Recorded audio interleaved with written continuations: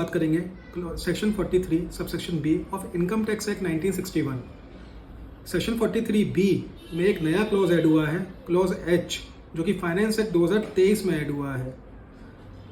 Clause H जानने से पहले हम बात करते हैं सेक्शन 43 बी क्या कहता है।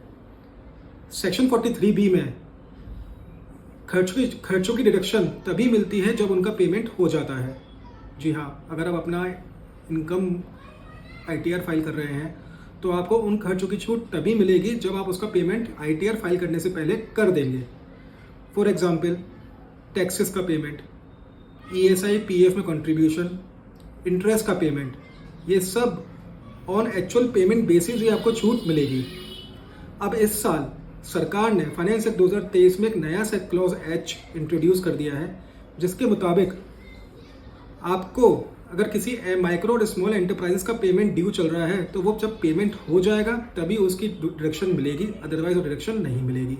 जी हाँ, अगर आपको माइक्रो और स्मॉल एंटरप्राइज से कोई परचेज करते हो या उनसे कोई सर्विसेज लेते हो और उनका अगर आपको पेमेंट करना है तो वो पेमेंट करने जब कर देंगे तभी उसकी छूट मिलेगी, अदरवाइज उसकी छूट नहीं मिलेगी। वो आपकी इनकम में एड बैक कर दिया जाएगा at the time of filing of the return.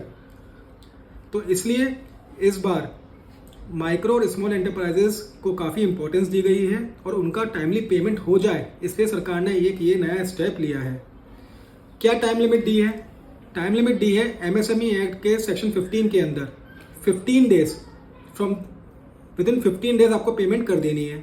और जहाँ पे कि आपका कोई माइक्रो और स्मॉल एंटरप्राइजेस से कोई एग्रीड डेट ऑफ पेमेंट तय हो गई है तो उस डेट से पहले, उस डेट तक, या फिर 45 days, whichever is earlier.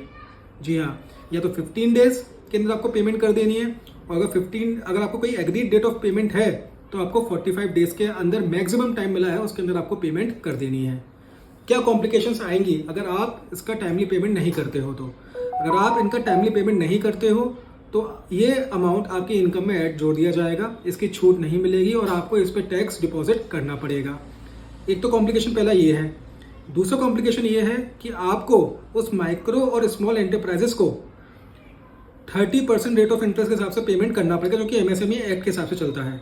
30% rate of payment का इंटरेस्ट पे करना पड़ेगा, वो भी कंपाउंड होगा मंथली बेसिस पे। तो एक बहुत बड़ा अमाउंट हो जाएगा। इसलिए आप अपनी बुक्स में जो भी आप परचेज कर रहे हैं या कोई सर्विसेज ले रहे हैं किसी माइक्रो और स्मॉल एंटरप्राइजेस से, तो उसका टाइमली पेमेंट कीजिए विद इन 15 डेज और विद इन 45 डेज, वरना प्रॉब्लम आएगी। अब बात करते हैं कि माइक्रो और स्मॉल एंटरप्राइजेस कौन सी है।